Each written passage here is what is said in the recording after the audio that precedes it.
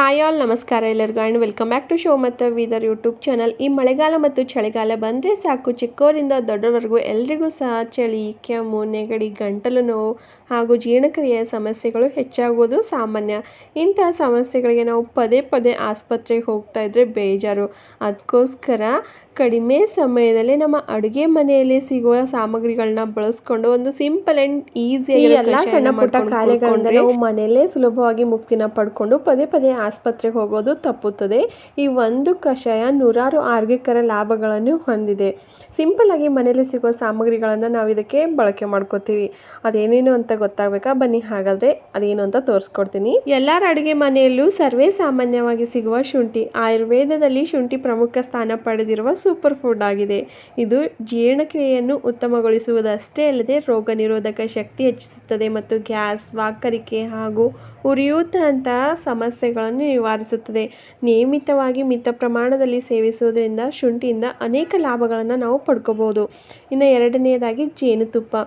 ಜೇನುತುಪ್ಪವು ನೈಸರ್ಗಿಕ ಔಷಧಿಯಾಗಿದ್ದು ಇದರಲ್ಲಿ ವಿಟಮಿನ್ಗಳು, ಖನಿಜಗಳು ಮತ್ತು ಉತ್ಕರ್ಷಣ ನಿರೋಧಕಗಳನ್ನು ಹೊಂದಿದ್ದು ಇದು ಗಂಟಲು ನೋವನ್ನು ಶಮನಗೊಳಿಸುವುದಷ್ಟೇ ಅಲ್ಲದೆ ಜೀರ್ಣಕ್ರಿಯೆಯನ್ನು ಸುಧಾರಿಸುತ್ತದೆ ಮತ್ತು ನಮ್ಮ ತ್ವಚೆಯ ಆರೋಗ್ಯವನ್ನು ಕೂಡ ಕಾಪಾಡಿ ನಮ್ಮ ತ್ವಚೆಯ ಕಾಂತಿಯನ್ನು ಹೆಚ್ಚಿಸಲು ಅತ್ಯುತ್ತಮ ಮನೆ ಔಷಧಿ ಅಂತಲೇ ಹೇಳ್ಬೋದು.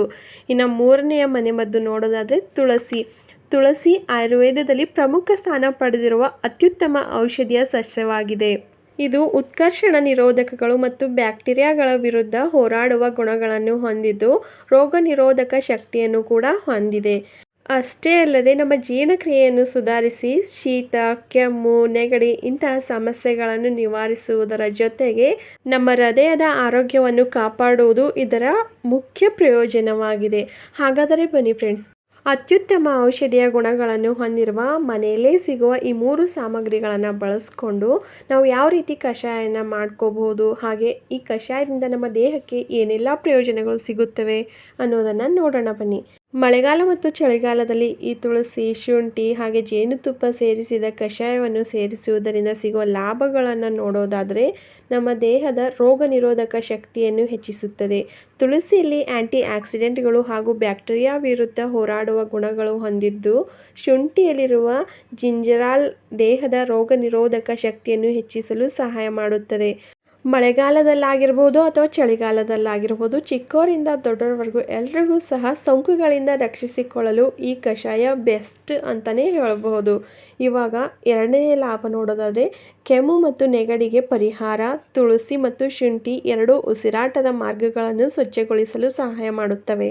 ಕಫವನ್ನು ಕರಗಿಸಿ ಕೆಮ್ಮು, ನೆಗಡಿ ಮತ್ತು ಗಂಟಲಿನ ಕಿರಿಕಿರಿಯನ್ನು ಕಡಿಮೆ ಮಾಡಿಕೊಳ್ಳಲು ಮನೆಯಲ್ಲಿ ಅತ್ಯುತ್ತಮ ಔಷಧಿ ಅಂದರೆ ಈ ಕಷಾಯ ಅಂತಲೇ ಹೇಳಬಹುದು. ಈ ಮಳೆಗಾಲ ಮತ್ತು ಚಳಿಗಾಲ ಶುರು ಆದರೆ ಸಾಕು, ಹಲವರಿಗೆ ಗಂಟಲಿನಲ್ಲಿ ಕಿರಿಕಿರಿ ಕಾಣಿಸಿಕೊಳ್ಳುತ್ತದೆ.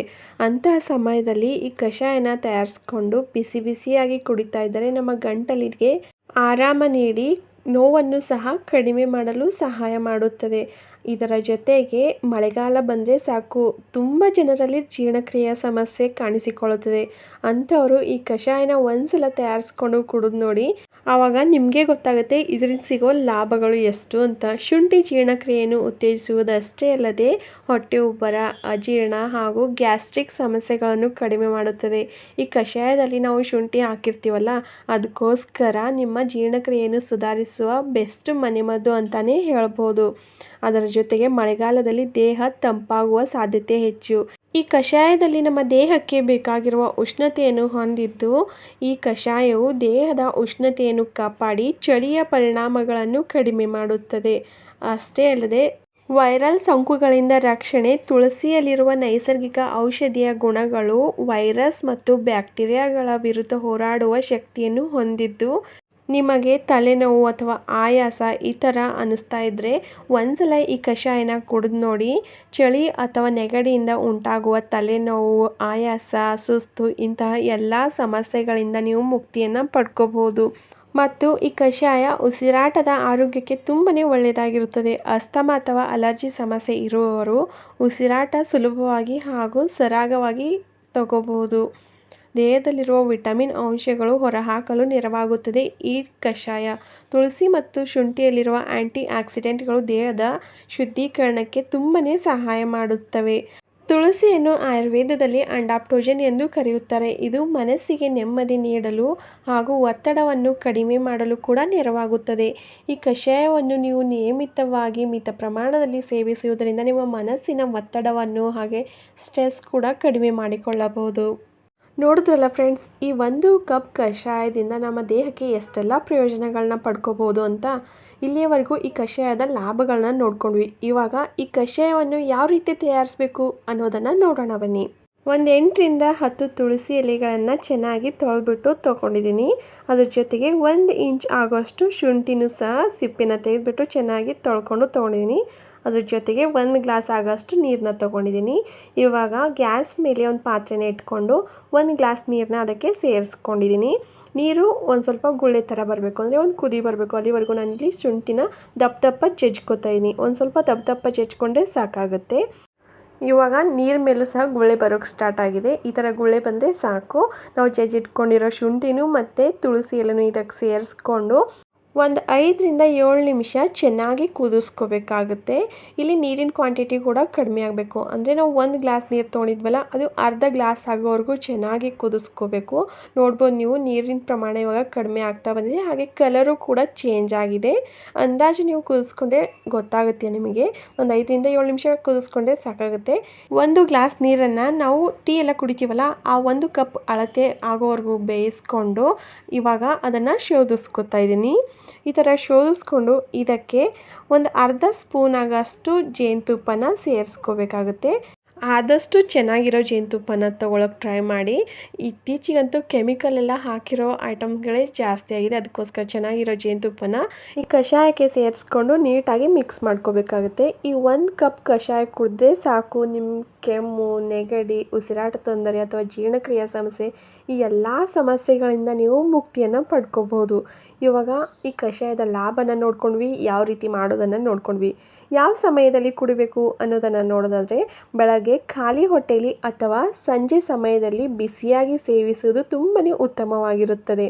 ಮತ್ತು ಎಷ್ಟು ಪ್ರಮಾಣದಲ್ಲಿ ಸೇವಿಸಬೇಕು ಅನ್ನೋದನ್ನು ನೋಡೋದಾದರೆ, ದಿನಕ್ಕೆ 1 ಅಥವಾ 2 ಕಪ್ ಸಾಕು.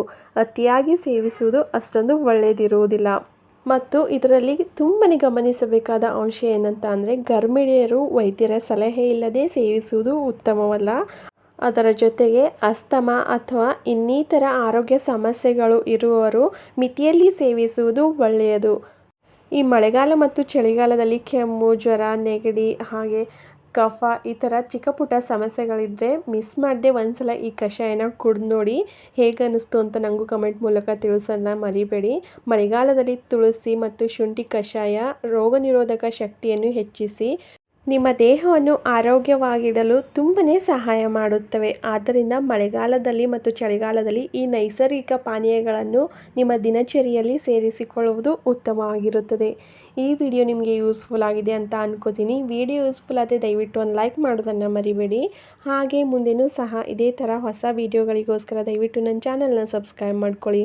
ನಾನು ಸಿಗ್ತೀನಿ ಮುಂದೆ ಹೊಸ ವಿಡಿಯೋದೊಂದಿಗೆ. ಅಲ್ಲಿವರೆಗೂ bye, take care. Thank you for watching my channel.